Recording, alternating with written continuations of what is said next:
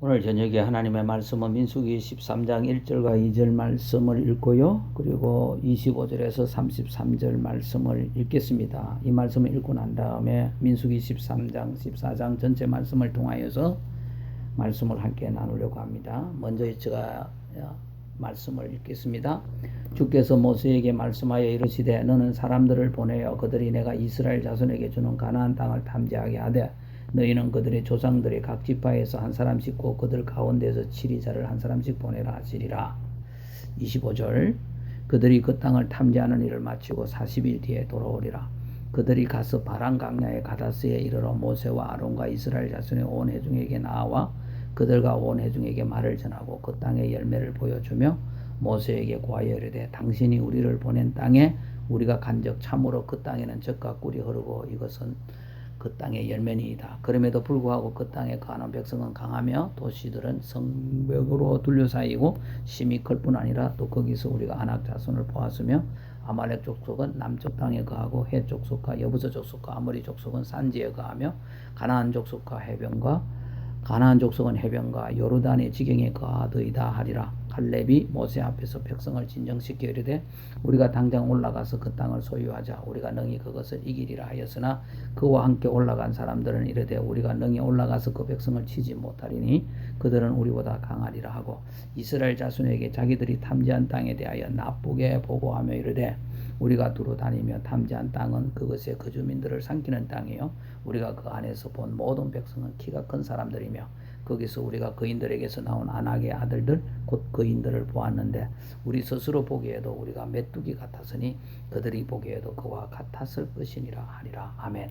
살아계신 하나님 아버지, 이 저녁에 민수기 13장과 14장 전체 말씀을 통하여서 말씀을 함께 나누려고 합니다. 성령 하나님께서 우리 각자 심령 속에 주관해 주시옵소서. 예수님 이름으로 기도드렸습니다. 아멘. 오늘 전반적으로 민수기 13장과 14장 말씀을 통하여서 당신의 시각은 어디에 맞춰져 있습니까? 라는 제목으로 나누기를 원합니다. 시각이란 무엇일까요? 시각은 사물을 바라보는 근본적인 차이입니다. 똑같은 사물인데도 사람들이 바라보는 근본적인 차이로 인하여서 다르게 평가를 하지요. 한 율법사가 예수님께 왔습니다. 주변에 사두개인과 바리새인들이 모여 있습니다. 그래서 이렇게 물었습니다. 선생님이요, 율법에서 가장 큰 명령은 무엇이니까? 물었습니다. 사실 예수님을 골탕 먹이려고 이렇게 물었습니다. 그 많은 율법 가운데 무엇이 가장 큰 걸까? 예수님을 시험해 보려고 그랬죠. 아마 율법사는 분명히 그 많은 율법 가운데 단번에 말씀하기가 힘들 거다 하는 생각을 가지고 예수님께 질문을 드렸을 겁니다. 근데 예수님께서 마태복음 22장 37절에서 단번에 이렇게 말씀하십니다. 너는 이 마음을 다하고 혼을 다하고 생각을 다하여 주 내 하나님을 사랑하라. 예수님이 율법에 대한 시각을 이렇게 말씀을 했습니다. 율법사의 시각이 있었을 겁니다. 사두개인과 바리새인들의 시각이 있었을 것입니다. 우리 각자 사물을 보는 시각을 가지고 있습니다. 우리의 시각은 어떻습니까? 오늘 저녁에 이스라엘 백성들이 바라본 시각을 통하여서 우리의 시각은 어떤 것인가 하는 것을 살펴볼 수 있기를 바랍니다. 가나안 땅은 하나님께서 이스라엘 백성들에게 약속한 땅이죠. 그 가나안 땅을 성경에 보면 젖과 꿀이 흐르는 땅이라고 합니다. 정말 비옥한 땅이라는 것이죠. 이런 비옥한 땅을 이스라엘 백성들에게 약속했는데 하나님이 약속했다면 그거는 그냥 믿고 가지면 되는 거 아니에요. 또 하나님 시키는 대로 순종하면 되는 거 아니에요. 그런데 그러지 못했다는 겁니다. 여기 주께서 모세에게 말씀하여 이르시되 너는 사람들을 보내어 그들이 내가 이스라엘 자손에게 주는 가나안 땅을 탐지하게 하되 너희는 그들의 조상들의 각 지파에서 한 사람씩 꼭 그들 가운데에서 치리자를 한 사람씩 보내라 하시리라. 마치 하나님이 먼저 명령하시는 것 같지만은 그렇지 않습니다. 민수기 1장에 여호수아 신명기 1장에 있는 말씀을 보면요. 1장 22절의 말씀을 보세요. 1장 22절 말씀을 보면은 너희 각 사람이 내게로 가까이 나와 이르되 너희 각 사람이 내게로 가까이 나와 이르되 하나님께 이스라엘 백성들이 먼저 와서 지금 이야기하는 겁니다. 우리가 사람들을 우리보다 먼저 보내어 우리를 위해 이 땅을 탐지하게 하고 우리가 마땅히 어느 길로 올라가야 할지 또 어느 도시들로 들어가야 할지 우리에게 말을 다시 전하게 하리라 하기에 이스라엘 백성들은 지금 근본적으로 동기가 약간 의심스러운 상황 가운데서 하나님께 나와가지고 먼저 정탐꾼을 보내야 맞지 않습니까? 이렇게 이야기했다는 겁니다. 그래서 이스라엘 백성들이 먼저 요구한 것을 하나님께서 허락하셔서 이 12명의 정탐꾼을 이제 선택하게 됩니다. 그래서 21절에 보게 되면 민수기 13장 21절에 보게 되면 이에 그들이 올라가서 사람들이 하맛에 이를 때에 하듯이 그 땅을 신강야로부터 러흐비 이르기까지 탐지하였고 또 남쪽으로 올라가서 헤브론에 이르렀는데 거기에 아낙의 아이들인 하이만과 세세와 달메가 있더라. 그런데 헤브론은 이집트의 소환보다 7년 먼저 세워졌더라. 정탐을 하게 했습니다. 그리고 이제 40일 동안 정탐을 마치고 돌아왔어요. 25절에 보면 그들이 그 땅을 탐지하는 일을 마치고 40일 뒤에 돌아왔습니다. 그런데 이제 40일 정탐을 마치고 돌아온 이 일을 보고를 하기 위하여서 아론과 모세 그리고 이스라엘 자손의 온 회중이 이제 다 모였습니다. 그 27절에 보게 되면 모세에게 고하여 이르되 당신이 우리를 보낸 땅에 우리가 간적 참으로 그 땅에는 젖과 꿀이 흐르고 이것은 그 땅의 열매니이다 라고 말씀하고 있어요. 그럼에도 불구하고 그 땅에 거하는 백성은 강하며 도시들은 성벽으로 둘러싸이고 심히 클 뿐 아니라 또 거기서 우리가 아낙 자손을 보았으며 아말렉 족속은 남쪽 땅에 거하고 헷 족속과 여부서 족속과 아모리 족속은 산지에 거하며 가나안 족속은 해변과 요르단 지경에 거하더이다 하리라. 사실적인 것을 다 12명이 인정을 하고 있습니다. 근데 이제 여기서부터 30절에서부터 이제 시각이 달라진 것을 우리에게 말씀해 주고 있습니다. 12명 가운데 갈렙이라는 사람이 자기가 가지고 있는 시각을 이야기합니다. 30절에 갈렙이 모세 앞에서 백성을 진정시켜 이르되 그러니까 12명이 지금 현재 사실적인 것을 보고하게 되니까 군중들이 온 회중들이 동요가 일어났던 것이죠. 그래서 갈렙이라는 사람이 백성들을 이제 진정시키면서 이야기하는 것이 무엇인가 하면은 우리가 당장 올라가서 그 땅을 소유하자. 우리가 능히 그것을 이기리라 하였으나 이 갈렙이라는 사람은 지금 자기의 시각을 우리가 당장 올라가서 그 땅을 소유하자. 우리가 능히 이길 수 있다라고 이야기하고 있습니다. 갈렙이 바라보는 시각입니다. 그런데 그와 함께 올라간 사람들은 이르되 여기 10명의 정탐꾼을 이야기합니다. 우리가 능히 올라가서 그 백성을 치지 못하리라. 그들은 우리보다 강하리라 하고 갈렙을 빼고 여기 여호수아 이름은 빠져 있지만은 갈렙과 여호수아를 빼고 10명의 정탐꾼들은 우리가 올라가더라 하더라도 그 백성을 이기지 못한다. 그 백성은 우리보다 강하다라고 그렇게 이야기를 합니다. 10명의 시각이 여기 기록이 되어 있습니다. 자, 이런 현실 앞에서 백성들의 시각이 나타났어요. 14장 1절에서 4절까지 있는 말씀을 보여 이에 온 회중이 목소리를 높여 부르짖으며 백성이 그 밤에 울었더라. 이스라엘의 모든 자손이 모세와 아론에게 불평하며 온 회중이 그들에게 이르되 우리가 이집트 땅에서 죽었더라면 좋았으리라. 우리가 이 강야에서 죽었더라면 좋았으리라. 어찌하여 주께서는 우리를 이 땅으로 데려와 칼에 쓰러지게 하는가? 우리의 아내와 자녀들이 탈취물이 되리니 우리가 이집트로 돌아가는 것이 낫지 아니하냐 하고 서로 이르되 우리가 대장 한 명을 세우고 이집트로 돌아가자 하며 보고를 받고 백성들이 나타난 시각이었습니다. 그 다음 모세와 아론 지도자의 시각은 5절에 기록되어 있습니다. 그때에 모세와 아론이 이스라엘 자손의 온 회중의 집회 앞에서 얼굴을 대고 엎드리리라. 지도자로서 당연하게 하나님 앞에 기도하기 위하여서 이들이 취하고 있는 모습을 보여주고 있습니다.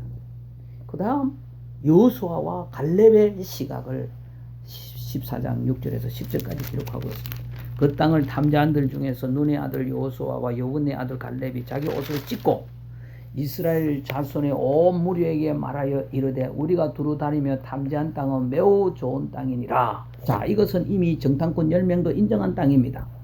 그 다음 8절에 주께서 우리를 기뻐하시면, 자, 여기서부터 이제 시각이 다른 거죠. 여호수아와 갈렙은 하나님께서 우리를 기뻐하시면 우리를 이 땅으로 데리고 들어가시고 그것을 우리에게 주시리라. 그것은 젖과 꿀이 흐르는 땅이니라. 오직 너희는 주를 대적하여 반역하지 말며 또 그 땅의 백성을 두려워하지 말라. 그들은 우리의 양식이니라. 그들의 방어자는 그들에게서 떠났고 주께서는 우리와 함께 계시느니라. 그들을 두려워하지 말라 하였으나 여호수아와 갈렙의 핵심은 이겁니다.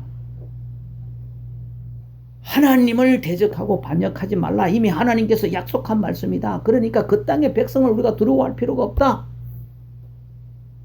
그들을 지키는 그들의 신은 아무 능력이 없고 무능하고 이미 떠나버렸다. 하나님은 우리와 함께 하신다. 그렇기 때문에 우리가 두려워할 일이 아니다. 그 땅은 하나님께서 약속하신 땅이다. 이렇게 여호수아와 갈렙은 하나님 편에서 그들이 가지고 있었던 시각을 백성들에게 다시 이야기했습니다. 그러나 온 회중이 그들을 돌로 치려 하며 주의 영광이 회중의 성막에서 이스라엘의 모든 자손 앞에 나타나리라. 자, 여기서 하나님의 시각을 우리가 볼 수가 있습니다.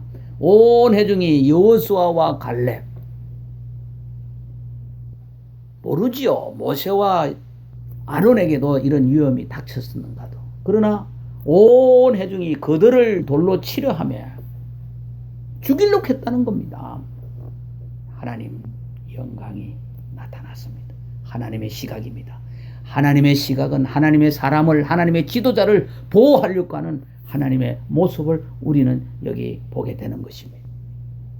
사랑하시는 여러분, 믿음의 생활이라는 것이 무엇입니까? 신앙생활이라는 게 무엇입니까?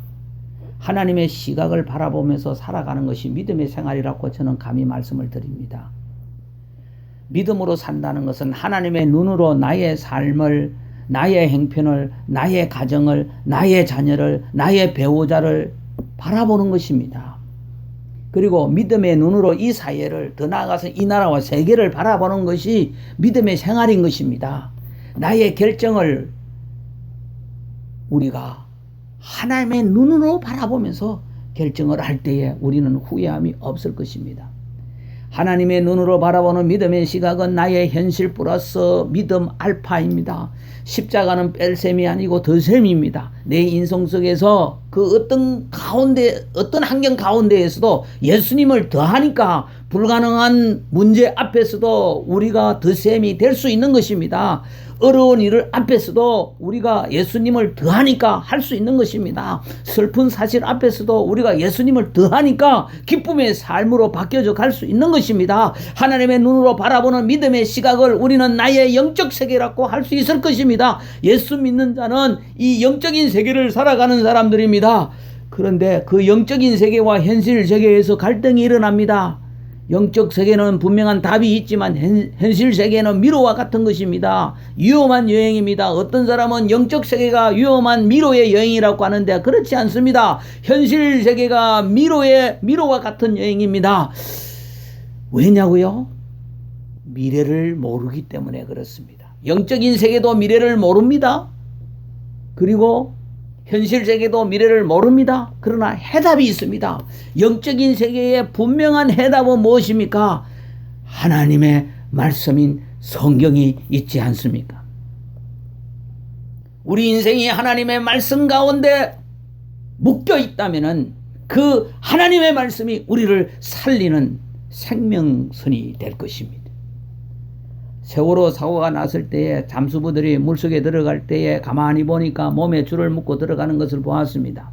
왜냐? 앞 시야가 그렇게 잘 보이지 않고 그리고 물살이 세차기 때문에 생명을 잃을 수 있기 때문에 밧줄로 몸을 묶고 내려간다고 그래요. 그걸 생각하면서 우리도 마찬가지다. 불확실한 현실 세계에 관하여서 내일을 우리가 알지 못하니까 우리 인생을 어디에다 묶어야겠습니까? 확실하게 영적인 세계에 답을 줄 수 있는 하나님의 말씀에 우리의 몸을 묶는다면은, 우리의 생명을 묶는다면은, 비록 우리 현실 세계가 알 수 없다 할지라도 생명선에 묶여 있는 성경 말씀이 우리를 살려줄 것을 믿습니다. 이스라엘 백성들이 말이죠. 왜 이렇게 하나님의 말씀을 잊어버리고 울고불고 야단입니까? 그리고 지도자들을 이렇게 자기 마음대로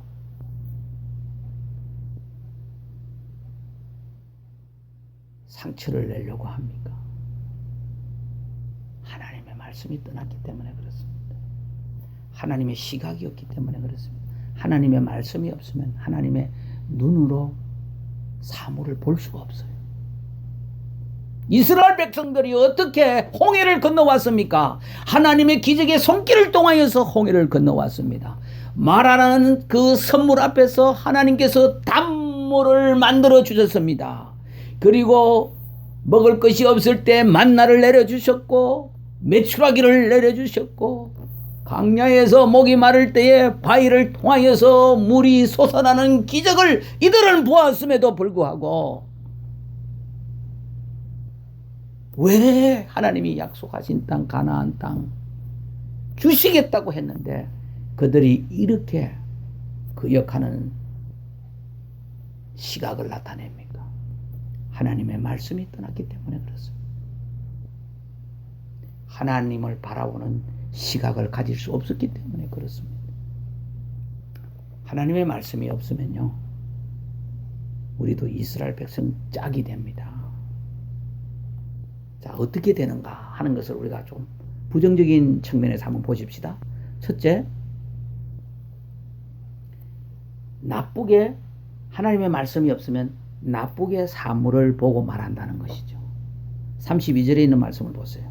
이스라엘 자손에게 자기들이 탐지한 땅에 대하여 나쁘게 보고하고 이르되 온 백성들에게 자기들이 탐지한 땅에 대하여서 나쁘게 보았습니다. 나쁘게 보고합니다. 실상은 어떻습니까? 적과 꿀이 흐르는 비옥한 땅이었습니까? 포도 한 송이가 두 사람을 메고 올 정도로 그런 정말 비옥한 땅이었습니다. 그럼에도 불구하고 하나님의 말씀이 없으니까 나쁘게 보고한다는 겁니다. 믿음이 없는 사람은요, 하나님의 시각이 없는 사람은요, 나쁘게 말합니다. 우리가 이것 좀 우리 자신을 살펴봐야 합니다. 우리는 어떻습니까? 모든 사물을 좋게 이야기합니까? 아니면 나쁘게 이야기합니까? 아니, 모든 것은 아니라 하더라도 우리가 믿음의 생활에서 어떤 그 믿음에 대한 사물을 보고 이야기할 때 나쁘게 이야기하는 쪽입니까? 하나님 시각을 가지고 이야기하는 쪽입니까? 우리가 이스라엘 백성들의 이 모습을 보면서 하나님의 시선을 가지십시다. 우리가 모든 일에 하나님을 계산에 넣을 수 있기를 바랍니다. 그렇게 되면은 우리가 하나님이 이루어 가시는 것을 볼 수 있을 것입니다. 그러나 하나님의 시각이 없어서 하나님을 계산에 넣지 못한 이스라엘 백성들처럼 한심스러운 모습이 우리의 모습이 될 수 있습니다. 이렇게 돼서는 안 되겠습니다. 믿음의 생활은 믿음의 역사가 있어야 합니다. 그러려면 사물을 바라볼 때, 나를 바라볼 때, 내 가정을 바라볼 때, 그리고 내 비즈니스를 바라볼 때, 내 주변의 사람을 바라볼 때 무슨 눈으로 바라봐야 돼요? 하나님의 눈으로 그러면은 그 속에서 하나님이 역사하심을 볼 수 있을 것입니다. 두 번째로 32절 하반절에 있는 말씀을 보게 되면요. 우리가 두루 다니며 탐지한 땅은 그것의 거주민들을 삼키는 땅이요. 우리가 그 안에서 본 모든 백성은 키가 큰 사람들이며 그것의 거주민들을 삼키는 땅이라 그랬습니다. 그것의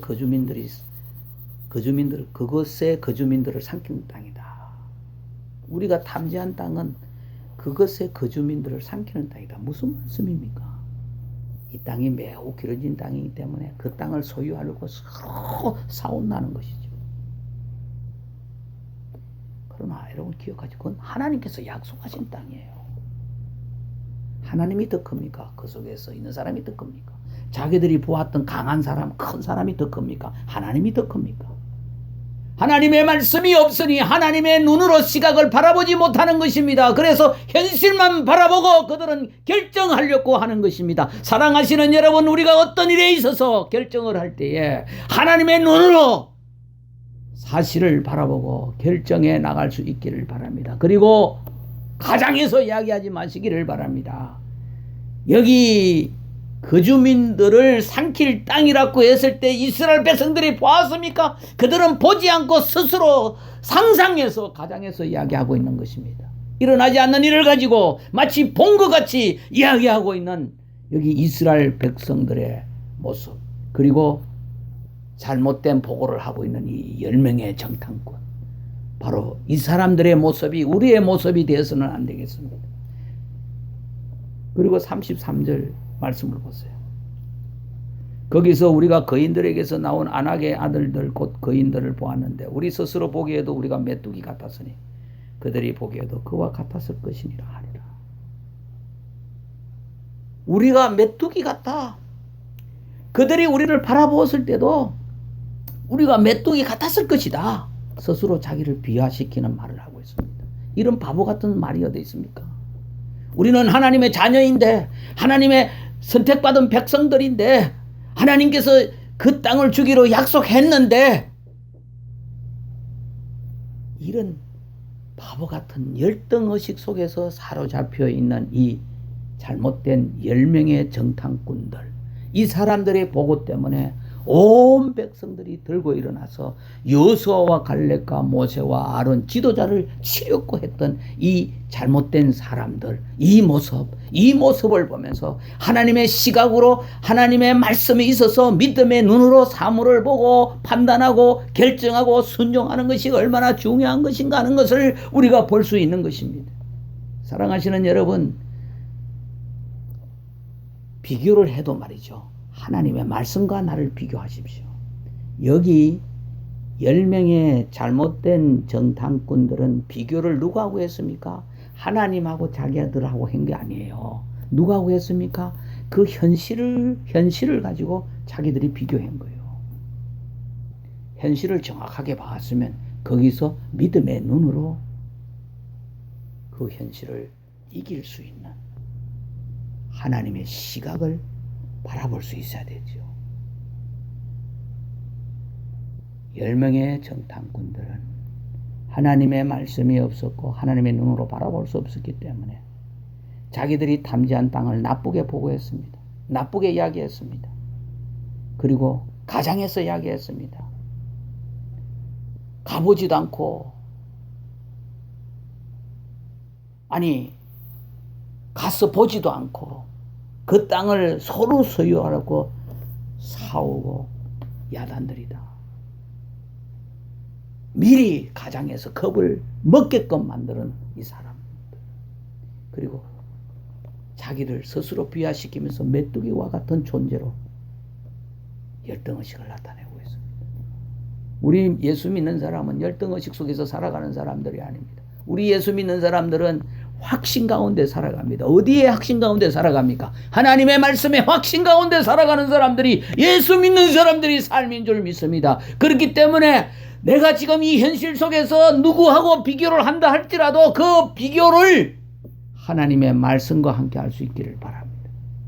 하나님의 말씀은 나는 할 수 없지만은 주님이 하게 하신다라고 말씀하실 때 그때 아멘하고 할 수 있는 삶을 살 수 있기를 바랍니다.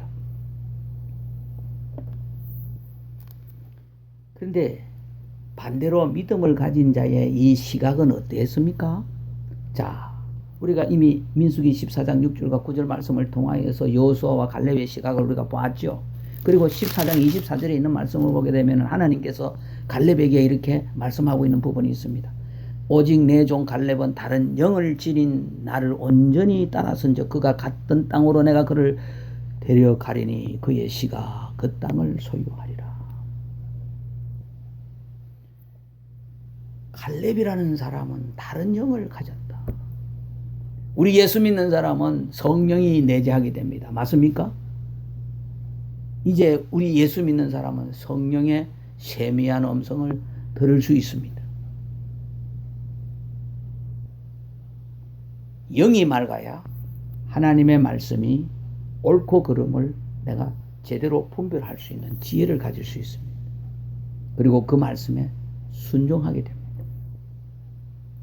영이 맑기 위하여서는 우리는 하나님의 말씀이 있어야 합니다. 하나님의 말씀을 떠나서는 내 영이 맑아질 수가 없습니다. 그리고 하나님의 말씀이 있을 때 우리는 죄를 멀리합니다. 내 영을 어둡게 만드는 것은 무엇일까요? 죄입니다. 하나님의 말씀에 있을 때 우리는 죄를 멀리할 수 있습니다. 하나님을 두려워할 수 있습니다. 성령께서 우리에게 말씀하십니다. 세미한 음성을 들려주십니다. 아주 세미하게 마음속 깊은 데에서까지 해야 할 것과 하지 말아야 할 것을 하나님의 말씀을 통하여서 우리에게 하고 있습니다. 그런데 동료된 이스라엘 백성 10명의 정탐꾼은 영이 달랐습니다. 그들에게는 하나님의 말씀이 없었습니다. 그리고 나를 온전히 쫓았다 그랬습니다. 하나님과 갈렙 사이에 틈이 없었다는 것입니다. 오직 단마음으로 갈렙은 하나님을 섬겼다는 것입니다. 우리가 예수님께 단마음을 주면서 살아가는 삶이 성공적인 믿음의 생활을 할 수가 있습니다. 그러려면 영이 맑아야 하고 온전한 마음, 단마음, 두 마음이 아닌 단마음을 가지고 섬겨야 됩니다. 야고보서 1장 5절에 하나님께 구하라고 이야기하고 있습니다. 그리고 야고보서 1장 6절에 그러나 믿음으로 구하고 조금도 흔들리지 말지니 흔들리는 자는 마치 바람에 밀려 요동하는 바닷물개 같다 했습니다. 그런 사람은 자기가 무엇을 주께 받을 줄 생각하지 말라 말씀하시면서 8절에 두 마음을 품은 사람은 자기의 모든 길에서 안정이 없느니라. A double mind라고 말하고 있습니다. 두 마음을 품은 사람은 자기 모든 길에서 안정이 없느니라. 안정된 믿음의 생활을 하고 싶습니까? 오직 예수 그리스도께 초점을 맞추십시오. 예수님이 하신 말씀에 순종할 수 있기를 바랍니다. 예수 믿는 자의 믿음의 생활은 어떠해야 될 것인가라고 말씀하고 있는 서신서 말씀에 우리가 그 말씀대로 순종할 수 있기를 바랍니다. 결론적으로 그 땅에 관하여 나쁘게 보고한 사람들은 민수기 14장 37절에서 주 앞에서 재앙으로 말미암아 죽었다라고 말씀하고 있습니다. 그리고 38절에 오직 눈의 아들 여호수아와 여분네 아들 갈렙만 여전히 살았더라.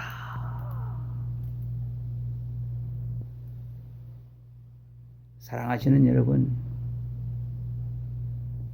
갈렙은요 유다 지파로 소개되고 있지만 실은 갈렙은 오리지널 유다 지파가 아니에요.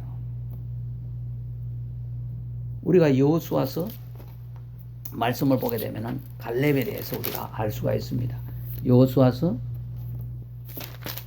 14장에 있는 말씀을 좀 보십시다. 여호수아서 14장 6절에 보게 되면은 그때 유다 자손이 길갈에 있던 여호수아에게 나오고 그나스 족속 여분네의 아들 갈렙이 여호수아에게 이르되 주께서 가데스 바네아에서 나와 당신에 관하여 하나님의 사람 모세에게 말씀하신 이를 당신이 아시나이다. 여기 그나스 족속 여분네의 아들이라 말씀하고 있습니다. 그나스 족속은 에서의 후손들입니다. 창세기 36장 11절과 15절에 그렇게 말씀하고 있습니다. 순수한 히브리 혈통이 아닌데 출애굽기 12장 48절의 말씀에 보게 되면은 이집트 할 때에 그때에 할례를 받고 개종한 사람들이 있었습니다. 그 중에 한 사람이 이 갈렙이었을 것이다라고 봅니다. 그러니까 혈통이 아닌 신앙의 결단으로 혈통이 아닌 신앙의 결단으로 유다 지파에 편입된 사람이 갈렙입니다. 사랑하시는 여러분, 우리가 자랑할 것 혈통이 아니고 오직 우리 주 예수 그리스도 믿음의 혈통을 자랑해야 될 줄 믿습니다.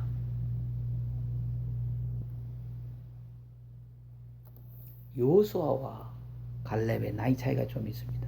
지금 현재 여호수아서 14장 6절 말씀 이어서 이제 7절 말씀 보십시다. 주의 종 모세가 가데스 바네아에서 나를 보내어 그 땅을 정탐하게 하였을 때에 내가 40세였고 내가 내 마음속에 있는 대로 그에게 말을 다시 전하였나이다. 그럼에도 불구하고 나와 함께 올라간 내 형제들은 백성의 마음을 놓게 하였으나 나는 온전히 주 내 하나님을 따랐으므로 그날에 모세가 맹세하여 이르되 내가 온전히 주 내 하나님을 따랐은즉 내 발로 밟는 땅은 반드시 영원토록 너와 내 자손의 상속재산이 되리라 하였나이다. 이제 보소서 주께서 이 말씀을 모세에게 하신 대로 이스라엘 자손이 광야에서 방황한 이 45년 동안 주께서 말씀하신 대로 나를 살아남게 하셨나이다. 이제 보소서 이날 내가 85세로 돼 40세의 정탐꾼에 뽑혀서 가나안 땅에 들어가서 정탐하고 돌아왔습니다. 그때도 당장 우리가 올라가서 싸우자 이길 수 있다. 하나님께서 우리에게 약속하신 땅이다. 하나님이 우리와 함께 하신다. 믿음의 이야기를 했습니다. 하나님의 시각에서 이야기했습니다.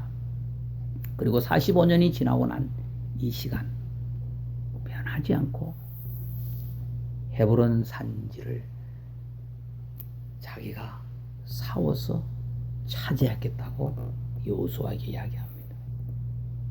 그래서 여호수아가 13절에 보게 되면 여호수아서 14장 13절에 보면 여호수아가 여분의 아들 갈렙을 축복하고 헤브론을 그에게 주어 상속재산으로 삼게 하리라. 헤브론을 싸워서 취할 것을 그렇게 하라고 승인합니다. 그래서 사사기 1장에 보면은 갈렙이 유다 지파를 다리고 헤브론을 차지합니다. 한결같이 주님을 쫓은 갈렙. 바로 이것이 우리 예수 믿는 자의 심정이 되어야 되지 않을까요? 우리가 어떤 어려움이 있더라도 주님을 배반하지 아니하고 주님만 바라보고 갈 수 있는 믿음의 생활.